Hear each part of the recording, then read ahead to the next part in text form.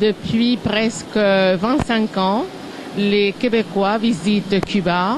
Tout au commencement, c'était pour découvrir les beautés des plages, ce climat extraordinaire et la nature. Mais aujourd'hui, c'est déjà pour découvrir son patrimoine, pour découvrir les contacts avec les gens, pour découvrir des moments extraordinaires et vivre une expérience unique. Parce que Cuba a un patrimoine culturel très important, une culture hors du commun, et puis il y a sa population qui est accueillante comme tout. À tout ça, on doit ajouter la question de la sécurité dans le pays. Donc, quand on a de belles plages, un pays cultivé, un patrimoine tellement riche et de la sécurité, c'est gagné. Donc, les Québécois se sont rendus compte de cela et viennent très, très souvent chez nous. Il y a aussi un très bon rapport qualité-prix. Pour la qualité qu'on obtient, on ne paie pas trop cher à Cuba. Absolument, c'est vrai. Disons que l'archipel de Cuba offre des excellentes possibilités dans des hôtels de toutes les catégories, 3 étoiles, 4 étoiles, 5 étoiles, 5 étoiles plus. Et il faut savoir que le 40% de nos chambres hôtelières se trouvent dans des hôtels 4 et 5 étoiles et qu'il existe vraiment une relation qualité-prix qui est très très bonne, ce qui permet un mouvement vers l'île en essor du tourisme et que les Québécois choisissent Cuba comme destination. Justement, vous parlez des hôtels de bonne qualité. Il y a Melia, la chaîne Melia, la chaîne Barcelo, qui sont représentés ici au salon. Absolument. Disons que Cuba a ses chaînes hôtelières propres à nous qui ne propose que des hôtels 100% cubains. C'est le cas du groupe Grand Caraïbe, le groupe Cubanacan, mais il y a aussi des chaînes hôtelières étrangères qui prennent en gestion des hôtels cubains. C'est le cas du Sol, Melia, Accor, Iberostar, et c'est le cas de Hôtel Essai, Occidental Hotels. Et justement, pendant ce salon, le SITV, on est en train de lancer au grand public 2 hôtels qui ont eu énormément de succès chez nous, qui viennent d'ouvrir.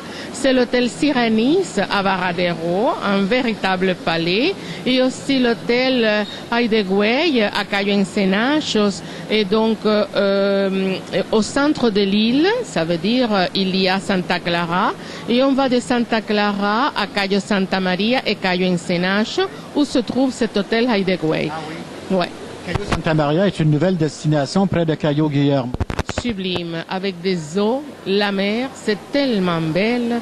Et puis, il y a une, comme on dit en espagnol, virginidad, une virginité, tout est franchement à la manière de Robinson Crusoe, et donc ça vaut la peine. Derrière nous, il y a ici un poster de Pinar del Rio, un endroit où M.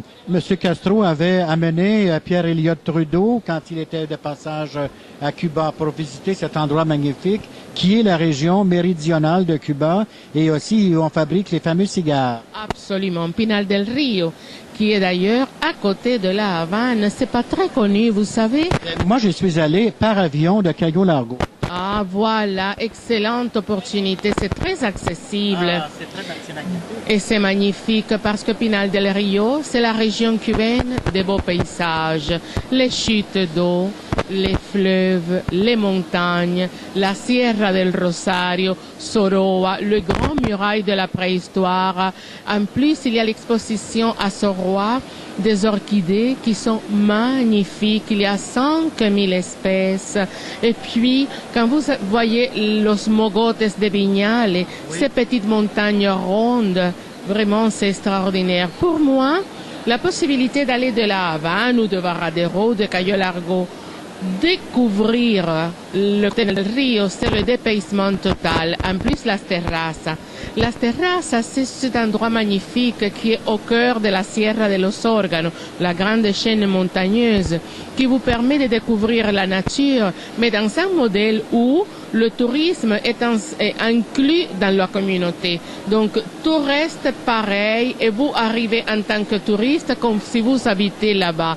C'est extraordinaire, non? Il y a aussi à Cuba, disons-le en terminant, des villes qui sont moins connues mais qui sont tout aussi intéressantes comme Santiago de Cuba et Trinidad de Cuba. Vous imaginez Trinidad. Et C'est un bastion espagnol du 14e siècle. absolument.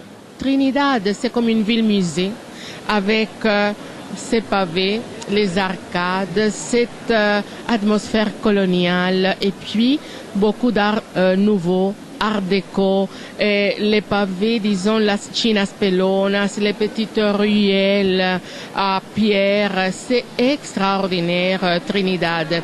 On va par exemple à Cienfuegos et de Cienfuegos à Trinidad, ça ne prend que 45 minutes en voiture. Et puis il y a Santiago de Cuba. Santiago de Cuba, pendant une période, a été la capitale du pays. Santiago de Cuba, c'est le berceau de la musique cubaine. Du point de vue historique et culturel, c'est le berceau de la révolution. Et puis les gens, vous ne pouvez pas savoir combien ils sont gentils.